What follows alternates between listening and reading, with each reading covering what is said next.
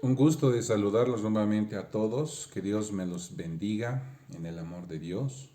Gracias por poder oír estas meditaciones que levantamos cada domingo a eso de las 7 de la noche.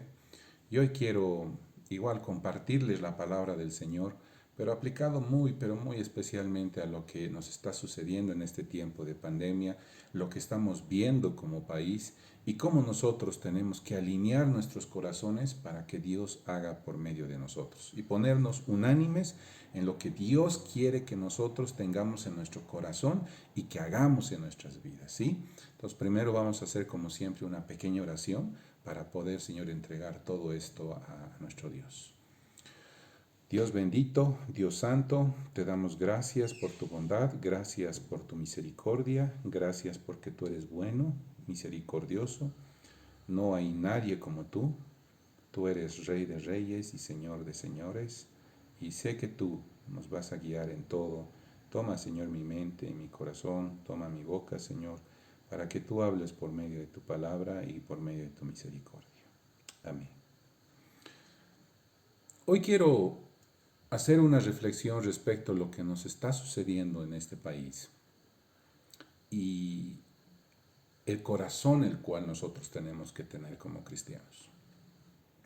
Para eso vamos a ver dos pasajes en la Biblia. Uno está en Hechos en el capítulo 7 y el otro está en Oseas en el capítulo 1. Quiero empezar con el de Hechos, pero antes de leer, quiero hacerles recuerdo que nosotros estamos viviendo un tiempo en el cual la segregación, ¿sí?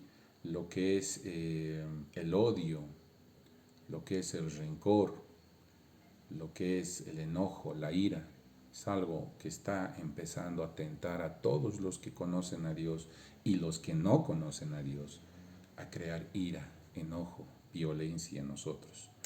Sí, uno podría decir, pero ¿cómo? Sí, cuando uno empieza a hablar del señor Evo Morales Ayma o de Luis Arce Catacora, o empieza a hablar de otros personajes que han sido ex autoridades de gobierno, o algo más reciente, empiezan a hablar de alteños, de la zona de Sencata, de la zona de Puente Vela y de todos esos lugares. He leído hasta mensajes dentro de la misma WhatsApp de personas que en teoría conocemos a Dios, renegando contra ellos, diciendo que pongamos un cerco para que no bajen a la ciudad de La Paz, enojándonos respecto de personas que supuestamente están rompiendo la ley respecto de lo que es la cuarentena. Y realmente el corazón del hombre es realmente duro. Y no estoy hablando de los del movimiento al socialismo o todas las personas que he visto. Otros pueden estar quejándose del gobierno actual, de la presidente Áñez respecto de si da ventajas o no da ventajas a su familia, que si está gastando bien o no está gastando bien, si el ministro Murillo está con soberbia, que se le han subido los humos, que siguen siendo la misma papa cocida del anterior gobierno, oyendo a candidatos como don Carlos Mesa o como don Tuto Quiroga respecto y hablando, criticando, diciendo que han hecho o no han hecho bien. Todos tienen derecho a hablar, todos tienen derecho a criticar, ¿sí? Pero los cristianos no tenemos ese derecho. Ese derecho para nosotros es hablar en forma adecuada y correcta, pero también ofreciendo algo. Y aquí es donde entra, digamos, la primera parte respecto a lo que les quiero leer de Hechos, porque esta es la posición que un hombre debe de tener. La historia de Esteban se desarrolla todo el capítulo 7 de Hechos. Se encuentra ante un concilio, se está defendiendo respecto de lo que los demás dicen que es una herejía, de lo que él está presentando no viene de Dios. Y el objetivo final es matarlo, y es algo que consiguen. Yo quiero leerles lo que dice del versículo 54 para adelante del capítulo 7 de Hechos, que dice de esta manera. Al oír esto, rechinando los dientes, montaron en cólera contra Esteban. Pero Esteban, lleno del Espíritu Santo, fijó la mirada en el cielo y vio la gloria de Dios y a Jesús de pie a la derecha. Veo al cielo abierto, exclamó, y al Hijo del Hombre de pie a la derecha de Dios. Entonces ellos, gritando a voz en cuello, se taparon los oídos y todos a una se abalanzaron sobre él. Lo sacaron en periones fuera de la ciudad y comenzaron a apedrearlo. Los acusadores le encargaron sus mantos a un joven llamado Saulo, que es Pablo, más adelante. Mientras lo apedreaban, Esteban oraba. Señor Jesús, decía, recibe mi espíritu. Luego cayó de rodillas y gritó, Señor, no los tomes en cuenta este pecado. Cuando hubo dicho esto, murió. Y Saulo estaba allí aprobando la muerte de Esteban. Saulo es el reflejo de todo lo que es la ira, ¿sí? Todo lo que son el rechinar de los dientes, el enojo que sentía la gente, ¿sí? Esta es la figura de Pablo, que en ese caso, en ese momento se llamaba Saulo. Él estaba muy enojado. ¿Por qué? Porque iba en contra de toda la tradición, en contra de todo lo que uno pensaba respecto a lo que era Dios. Y es duro ver personas que están con ese mismo corazón. Cuando nosotros hablamos respecto del amor de Dios, no reflejamos muchas veces eso. ¿Saben por qué? Porque la gente empieza a enojarse, empieza a rechinar los dientes, empieza a irse en contra hasta de Dios. Porque al hablar de la señora presidenta, sí, que ella ha sido una de las que se han parado en que está entregando a Dios, también hablan en contra de Dios porque dicen, está pecando contra Dios, Dios seguramente debe de apoyar estas situaciones y Dios no es el que hace estas situaciones como una persona física. Dios tiene el control de todo lo que está sucediendo y eso nadie lo puede dudar. Pero la maldad del hombre en el corazón, eso es lo que produce lo que estamos viendo. Y quiero hacerles notar algo para los que son cristianos o conocen a Dios, para los que conocen, para los que oyen y en este caso para los que ven. Porque cuando las cosas se ponen difíciles, como en esta cuarentena, cuando hay personas que no están de acuerdo con nosotros o que nosotros no pensamos igual que ellos, nosotros deberíamos hacer lo mismo que Esteban. Ver el cielo abierto, viendo la gloria de Dios y a Jesús de pie a la derecha de Dios. Nuestro fin no es este mundo. Nuestro fin está ahí. Ver la gloria de Dios y a Jesús a la derecha del Padre. Y como él ora más abajo, dice, cayó de rodillas y gritó, Señor, no les tomes en cuenta este pecado. Sí, no les tomes en cuenta este pecado. Recibe mi espíritu. ¿Cuánto estamos dispuestos nosotros a hacer? ¿Sí?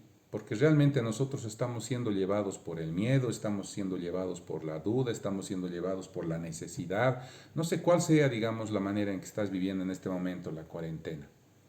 Tienes miedo de contagiarte, tienes miedo de poder ir al alto porque te pueden, no sé, agarrar y apedrear o tienes miedo de cualquier cosa, los policías, los militares, los mismos cristianos para poder llevar ayuda. El lugar que menos pensamos de los de la ciudad de La Paz para poder ayudar justamente es la ciudad del Alto. Ni por nuestra mente pasa respecto de poder ir a ese lugar, hasta lo consideramos en cierta manera imposible. Pero ¿saben? Aquí Esteban nos enseña algo bien profundo. Bueno, en realidad Dios por medio de la vida de Esteban. Señor, no les tomes en cuenta este pecado. Nuestros ojos puestos en Jesús tienen que mostrarnos que las ciudades las cuales tienen problemas, les hablo allá en Santa Cruz, en el Plan 3000, les hablo en Cochabamba, respecto de lo que está pasando allá en el Chapare y las personas que agarran armas, están en drogas, tienen negocios ilícitos. En el Plan 3000 puede ser que sea por hambre, porque ya no tienen qué comer y están empezando a romper la cuarentena, o aquí en el Alto, porque son pagados por 100, 150 bolivianos las personas, o algunas por convicción. Eso no lo podemos ver, digamos, claramente, pero sí vemos algo, el fruto, el odio, el rencor, el resentimiento. ¿Sí? Cómo uno se insulta con el otro, se agrede con el otro, generando una palabra que es realmente terrible y que hemos vivido desde hace muchos años, desde el tiempo de Jesús, racismo. Solo porque es indio, no, ¿no ve? Solo porque es de color diferente, no. Nosotros mismos negamos eso. es por su manera de obrar, su manera de actuar, ¿sí? Y nunca hemos pensado que tal vez ese pensamiento ha sido culpa de nosotros mismos en nuestra pasividad en algún sentido y de los hechos y actos que han hecho los anteriores gobiernos respecto de no tomar en cuenta a lo que ellos decían los indios, ¿sí? Así como piensan otras personas que están huyendo hasta de la ley ahora que están por Argentina como profesores diciendo, los indios son personas que son semihumanos, que son medio animales, insultando y queriendo hacer reaccionar a la gente. Y eso no es correcto, porque el Espíritu Santo guía a que todo cristiano piense igual que Esteban. Esteban no veía a personas que estaban con ira, con cólera, sino veía la oportunidad de poder alcanzar a esas personas con el Evangelio. ¿Cuántas de esas personas que están muriendo en el Alto, ya sea en el Chapar, en el Plan 3000, ya sea por una o por otra circunstancia, no conocen a Dios? Y la iglesia en Cristo tiene miedo de salir. No les digo que rompan la cuarentena, ¿sí? Pero hay maneras, hay formas. Y uno dice, pero me puedo contagiar. Y ahí es donde yo te pregunto, ¿tu reino es este? ¿Tu vida es esta? ¿Sí? ¿Pablo tenía algún privilegio en función de lo que hacía diferente a la nuestra? De decir, Pablo, ni aunque me muerdan las serpientes que son venenosas y la gente crea que yo soy un malito que habrá hecho, que realmente, mira, sale del mar y ya estábamos a punto de morir, nos salvamos y ahora mira, le toca una serpiente. ¿Realmente Dios debe tener algo contra él? No. Pablo dice muy claro, nada en este mundo va a impedir que yo haga lo que estoy llamado a hacer. Ir a Roma y predicar el Evangelio, dar la palabra del Señor. ¿Cuántos de nosotros ahora estamos en ese entredicho? Y aquí es fundamental una cosa, fundamental, ver los cielos abiertos y a Jesús al lado del Padre. Y no solo es verlo al Señor ahí, el verlo implica oírlo. ¿Qué te dice Dios? Y te lo pongo bien duro. ¿Lo estás oyendo? ¿Lo estamos oyendo? ¿Estamos oyendo lo que quiere Dios? Oro al Señor para que realmente oigamos a Dios.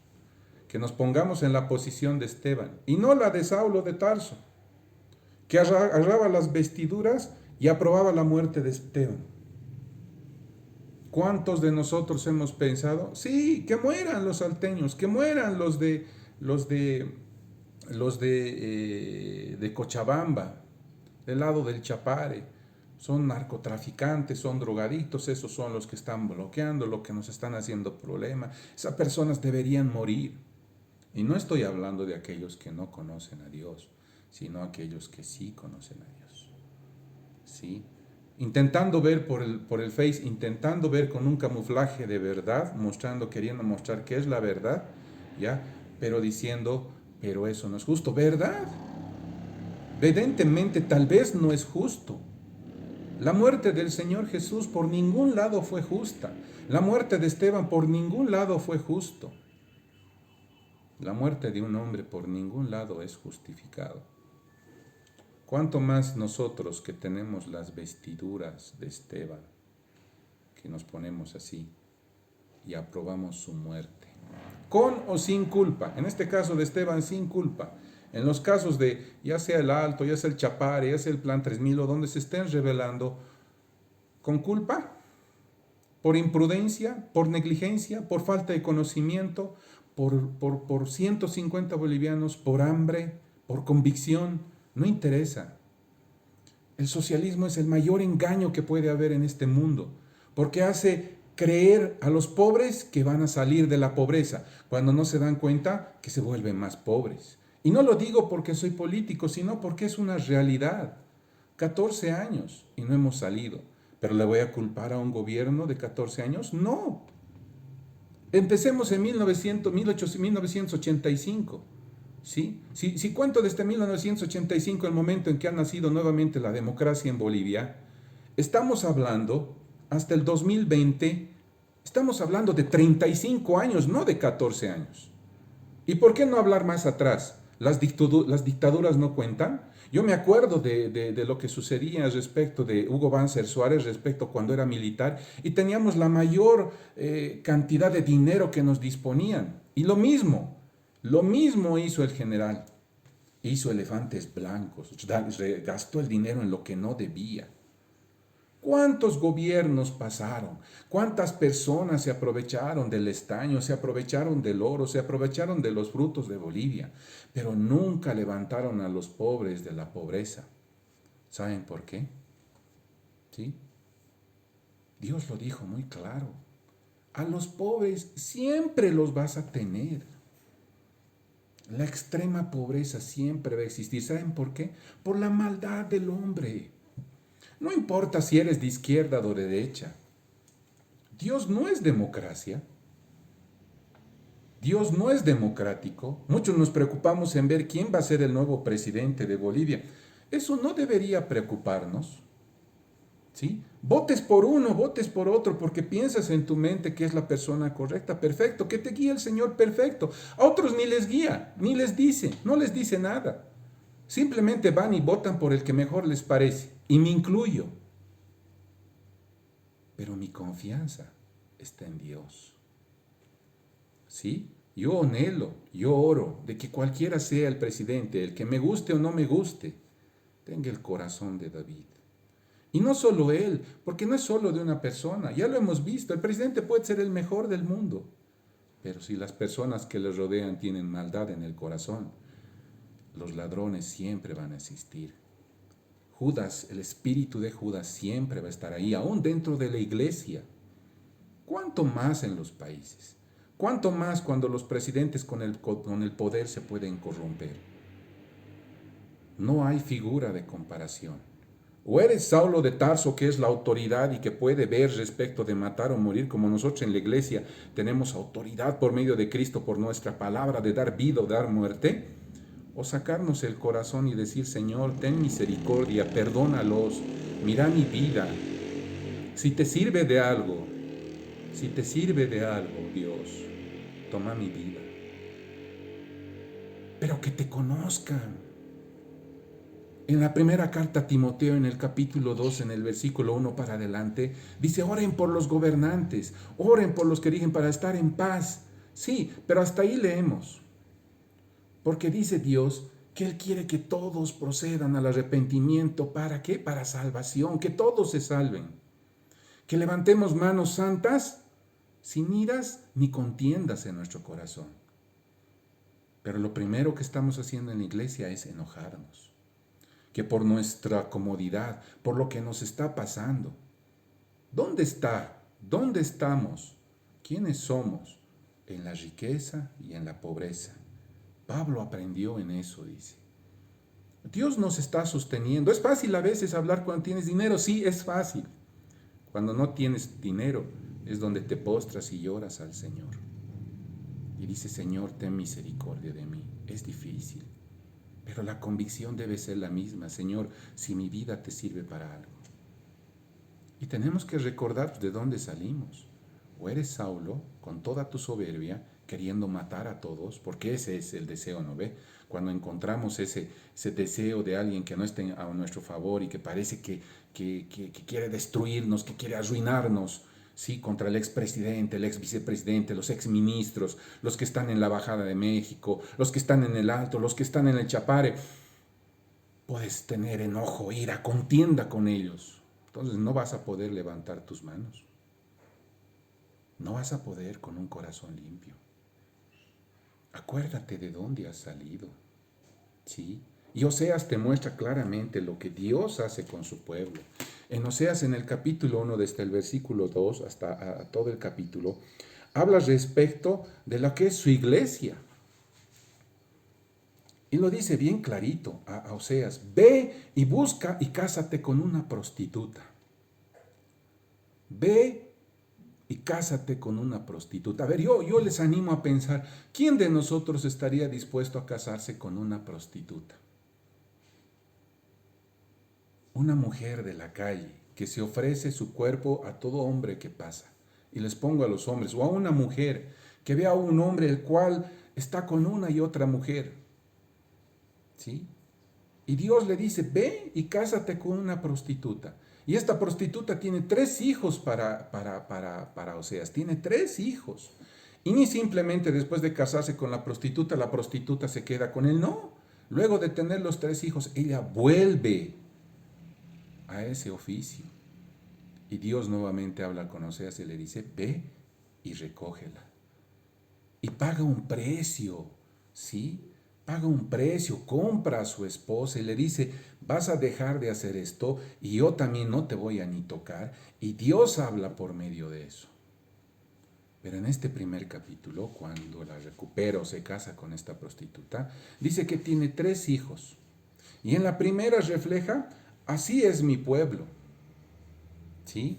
Y les pone nombres los cuales significan. Por ejemplo, el segundo hijo en el versículo 4 dice, entonces el Señor le dijo, ponle por nombre Jezreel, porque dentro de poco haré que la casa del real de Jehú pague por la masacre en Jezreel. Así pondré fin al dominio del rey de Israel. Ese día quebraré el arco de Israel en el valle de Jezreel. ¿Por qué habla respecto del primer hijo? Está hablando respecto de Israel. Está hablando y diciendo, yo voy a poner juicio en su vida. Y esa es la iglesia. ¿Sí? Ese ha sido el pueblo de Israel. ¿Sí? Si nosotros no nos ponemos un corazón arrepentido, Él nos va a quebrar. ¿Sí? Nos va a decir, ustedes van a ser quebrados, igual que este primer hijo. Y el segundo y el tercero, imagínense, miren el versículo 6, dice, Gomer volvió a concebir y dio a luz una niña. Entonces el Señor le dijo a Oseas, ponle por nombre indigna de compasión, ¿sí? Porque no volveré a compadecerme del reino de Israel, sino que le negaré el perdón. En cambio tendré compasión de la tribu de Judá y la salvaré, pero no por medio de arco, ni espada, ni por batalla, ni tampoco por medio de caballos y jinetes, sino por medio del Señor, de su Dios. Cuando Gomer destetó a la llamada indigna de compasión, volvió a concebir y tuvo otro hijo. Entonces el Señor le dijo a Oseas, ponle por nombre pueblo ajeno, porque ni ustedes son mi pueblo, ni yo soy su Dios. Está hablando directamente a la iglesia del Señor. Ustedes no son mi pueblo y no son dignos de compasión. ¿Por qué? Por el pecado que estaba haciendo el pueblo de Israel. ¿Sí? El pecado. ¿Sí? ¿Cuál era el pecado? La rebeldía, ¿sí? Que había en ese pueblo. Adoraban a otros dioses, odiaban, tenían rencores, hablaban de personas detrás de ellos, murmuraban, criticaban y adoraban a otros dioses, tenían idolatría en su corazón, fornicación. Dios hace todo su juicio en función de nosotros, los cuales pecamos. Pero vean más adelante en el versículo 10. Con todo, los israelitas serán tan numerosos como la arena del mar, que no se pueda medir ni contar. Y en el mismo lugar donde se les llamó pueblo ajeno, se les llamará hijos del Dios viviente. El pueblo de Judá se reunirá con el pueblo de Israel y nombrarán un solo jefe y resurgirán en su país, porque grande será el día de Jezreel. Llamen a sus hermanos pueblo mío y a sus hermanas compadecidas. ¿Acaso Dios no tiene misericordia de nosotros siendo cristianos? ¿Acaso nosotros no pecamos? Nosotros no somos dignos de compasión. Nosotros merecíamos la muerte. Merecemos la muerte por nuestro pecado. Nosotros no éramos pueblo de Dios. ¿Y qué dice? Dios nos va a hacer llamar hijos del Dios viviente. Y vamos a ser, dice, como las arenas del mar. ¿Quién no me puede decir que ahora somos como la arena? Somos tantos cristianos, somos tantas iglesias, somos tantas personas, ¿sí? Pero todas nos alejamos de Dios. No digo que todas, mucho de nuestro pueblo, ¿sí? Estamos alejados de Dios por nuestro pecado. ¿Por qué? Porque no logramos abrir nuestro corazón. No logramos abrir, ¿sí? Y en el último versículo, en realidad en el capítulo 2, en el versículo 1, lo que dice es, llamen a sus hermanos, pueblo mío, y a sus hermanas compadecidas. Nosotros somos el pueblo de Dios, porque Dios tuvo compasión de nosotros. El perdón es fruto de la compasión. El perdón viene acompañado de compasión. No tenemos compasión por los hombres que no conocen a Dios y que están ahí en el Alto o están allá en Cochabamba o en Santa Cruz o en otros lugares del país donde nosotros no vemos. ¿Acaso no vemos la falta de compasión cuando no permiten que los enfermos lleguen a los hospitales, que no permiten que la gente sea atendida, que insulta a los médicos? ¿Cómo podemos nosotros no tener compasión? Hermano, tenemos que tener el espíritu de Esteban. Nuestra obligación es esa. Nosotros deberíamos dar, si es posible, nuestras vidas. Sí, porque no hay mayor honra que darla por Cristo. Sí, y deberíamos pedir nosotros perdón. Perdón, ¿verdad? Me hago recuerdo, ¿saben? De un retiro que fui por el lado de Argentina hace más de 20 años. Debe ser más de 20 años. Con unos hermanos de mi iglesia, o de la iglesia en Cristo. No, miento, era con mi futura esposa, con la que iba a ser mi esposa, con la que es mi esposa. Y me invitaron como boliviano a llevar la bandera de Bolivia y para orar ahí al frente, ¿sí? Y yo oré y pedí al Señor que el Espíritu Santo nos perdonara, ¿sí? Por nuestro orgullo, por lo que nosotros somos, que nos perdonaran para que el hombre conociera a Dios en Bolivia. Era normal la oración, no era espectacular, no cayó el cielo sobre ese lugar, no, simplemente era un anhelo, nada más. Pero lo espectacular pasó cuando yo bajé de ese púlpito. Cuando bajé de ese púlpito y me estaba dirigiendo a mi lugar, dos hermanas se acercaron a mí y me abrazaron y me dijeron, perdónanos. Yo no entendía de qué se estaban perdonando, sinceramente. No entendía. Y esas dos hermanas me dijeron, nosotros somos chilenos y te queremos pedir perdón por Bolivia y por lo que mi país te ha hecho. Yo quedé impactado porque vi el poder del perdón, ¿sí? Respecto de lo que Chile nos pudo haber hecho, digamos, hasta este tiempo, estar con mar, sin mar. ¿Cómo el Espíritu Santo puede poner amor entre dos pueblos para que se pidan perdón? ¿Cómo no puede hacer eso Dios en nuestro propio país? ¿Y saben quién es llamado a hacerlo, aunque a costa de sus vidas? Nosotros, tú y yo.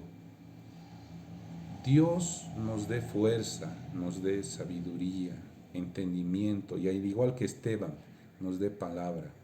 Que aunque después se enojen con nosotros y nos apedreen o nos maten o nos quemen, tener la fuerza de decir, Señor, no les tomes en cuenta este pecado. Perdónalos si me dejan sin comida porque me están bloqueando la ciudad. Perdóname, perdónalos, Señor, si hablan sonceras, si hablan necedades, que ni siquiera saben de lo que están hablando y hablan solo por hablar, porque han oído eso de otras personas con malvado corazón. Perdona, Señor Dios amado, a todas esas personas. Yo te oro, Señor, en el nombre de Jesús, con todos mis hermanos que están viendo este video. Perdona. Perdona si en algún momento hemos deseado bloquear a esas personas del alto, solo por salvar nuestras vidas. Cuando ese no es nuestro propósito, Señor. Nuestra vida está en tus manos. Mi vida es del reino de los cielos, no es de este mundo. Porque si muero, Señor, por un instante voy a sufrir. Por un instante, por una enfermedad. Pero la gloria, yo sé que tú, si es porque he hecho lo que tú me has pedido, sí, la gloria va a estar en tu presencia, en el lugar en el cual tú estés, Señor. Este cuerpo es simplemente polvo, Señor. Oramos para que tú, Señor, puedas a los gobernantes y a todas las personas que hablan y a todas las personas que vienen ese odio. Oramos, Señor, para que tú los puedas tocar. Y en el nombre de Jesús, Señor Dios amado, ese racismo, Señor, sea atado. Que esa falta de perdón, Señor Dios amado, se rompa, Señor. Y que tú pongas un espíritu amable, afable, igual que Esteban, Señor, para verte allá en los cielos, Señor. Y decir, heme aquí, Señor, heme aquí. Que me oigan, Señor, y pido perdón a todos mis queridos hermanos y aún todavía personas que no conocen a Dios del Alto, del Chapare, en el nombre de todo el pueblo de Dios y aquellos que no conocen ustedes, allá en el Plan 3000, si han sentido odio de parte de otras personas, perdónalos, perdóname, perdónanos a todos por tener esto y por sembrar eso en ustedes, tal vez porque no les comprendemos. Señor, yo te oro para que tú pongas perdón y que la compasión vuelva a la iglesia en Cristo. Gracias, Señor, en el nombre de Jesús. Amén. Gracias, hermano.